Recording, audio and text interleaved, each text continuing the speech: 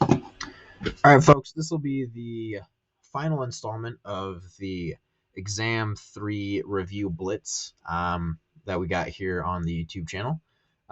Thank you guys for watching these as we're doing them. Make sure subscribe, let your friends in the class know that this YouTube channel is up, just to make sure that everybody is getting the help that I'm getting paid for. So it's like I'm trying to do my job. Anyway, let's start this multiple choice fill in the blank stuff.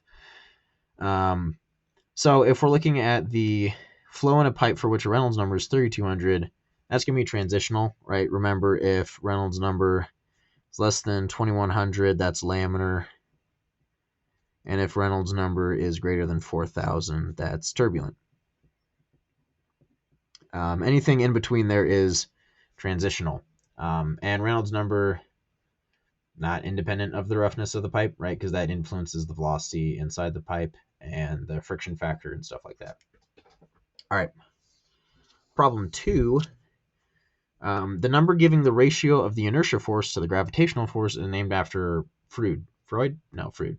Freud's the brain guy. Anyway, so Freud. This was actually a question off of my old exam. Actually, these first 4 problems are? Anyway, these first 4 problems are the multiple choice questions that I had on my exam last semester. And this one was kind of wild because I don't remember talking about this ever. But he did mention a bunch of different dimensionless variables for here. Right, you got Reynolds number. He mentioned Freud number maybe once. Cauchy number, he said that during my semester. And then Mach number, I mean, those are sort of things.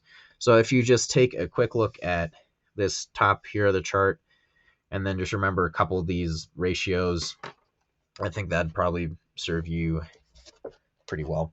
Also, another thing about these is that these can be shortcuts in dimensionless variable problems, right? If you recognize that you have a velocity, a gravity, and a length, you can make that one of your pi numbers. Or if you see a Reynolds number, like if you see these 4 variables inside the dimensions you're looking at, that's gonna be one of your pi terms. I went through that in some of my older videos when we started dimensionless variables. So if you want to go back and use those as review as well, I think that'd be a good idea too. All right. So problem 3, the hydraulic diameter. It enables using the Moody chart for determining friction factor. So we use hydraulic diameter when we have non-circular conduits, but it's not used for calculating the area. Right? If it's a square, you're not going to use the hydraulic diameter to find the area. You're just going to use this side. But what it allows us to do is determine a friction factor. All right. And the name Buckingham is associated with dimensional analysis, right? It's the Buckingham pi theorem. I think I spelled that right. Maybe it's theorem. Is it Is it you? I don't know. It's one of those. But it's the Buckingham pi theorem. So dimensional analysis. He likes to ask questions about names of people he's talked about in lecture. So, alrighty. Question 5. There is a single unique set of pi terms that defines a relationship of variables.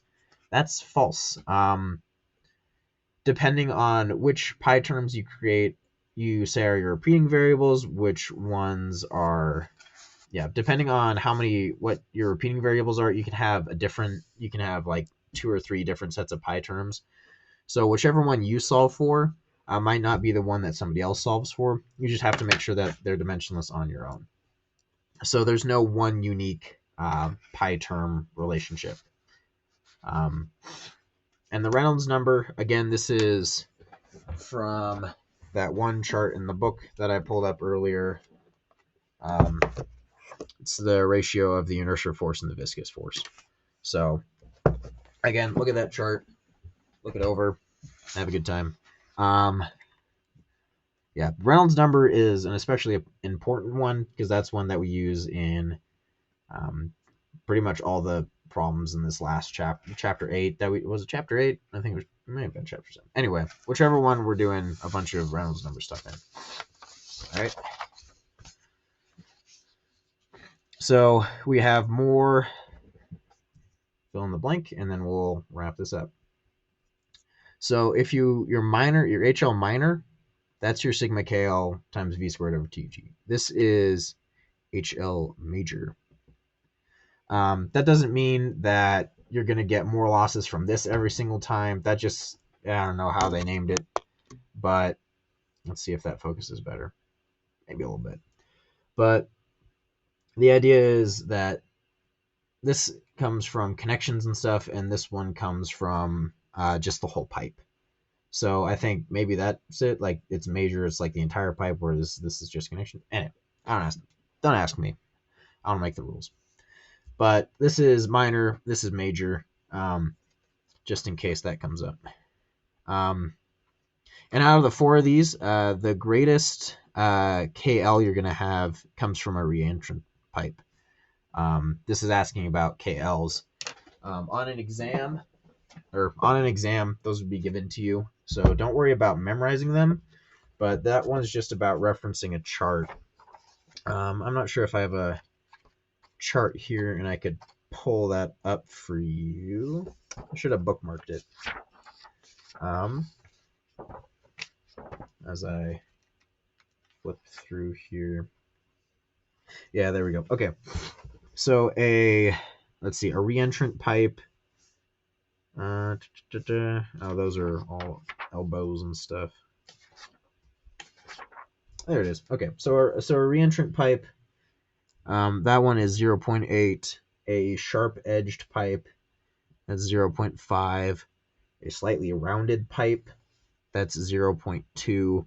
And then a well-rounded pipe, that's 0.04. So it's whichever KL is largest is going to give you the greatest loss.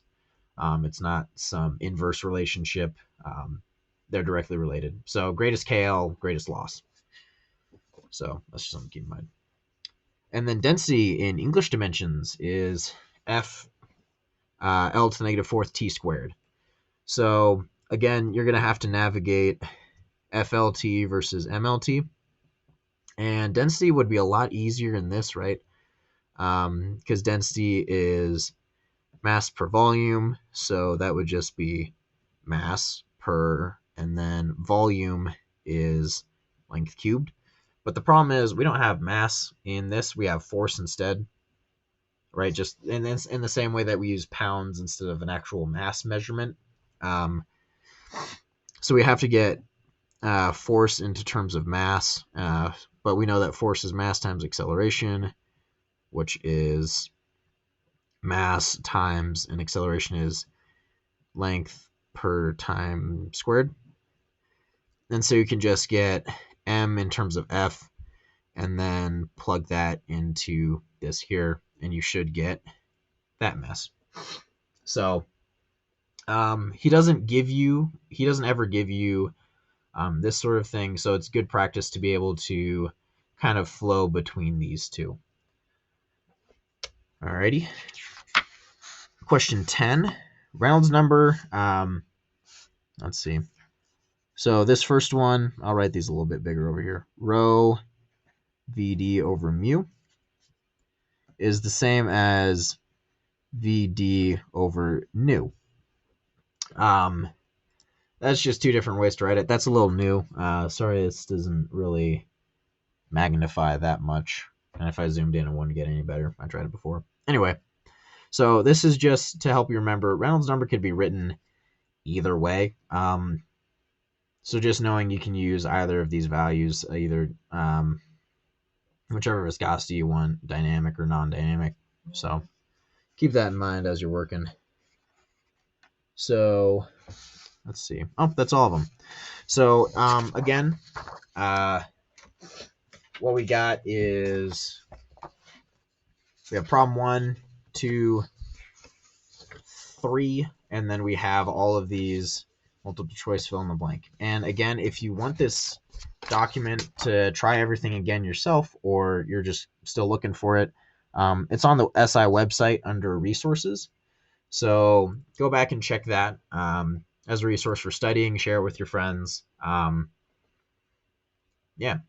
If there's anything else as we're wrapping up this semester that you would like to see more of, either on this channel or during WebEx sessions that also happen, make sure to comment or send me a message through the SI website. I'm trying to be as helpful as I possibly can for you guys in this weird time.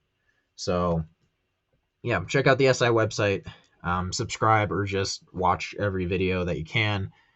Leave comments if you have feedback, helpful, or you don't like how I hold my pen or something like that. I don't know. Everybody makes fun of me of how I hold my pen, but whatever. You can talk to my first grade teacher about that. Anyway, yeah. So hope this has been helpful for you guys. I'll have another session tomorrow. That one's going to be, it won't be as in-depth as the blitz that I kind of dropped today on YouTube. I'll probably do just a regular session where I do maybe one or two more problems, and then hopefully that prepares you guys well for the exam that happens on Tuesday. So with that, I hope you guys have a good weekend or rest of your weekend, and see you guys in the SI session tomorrow.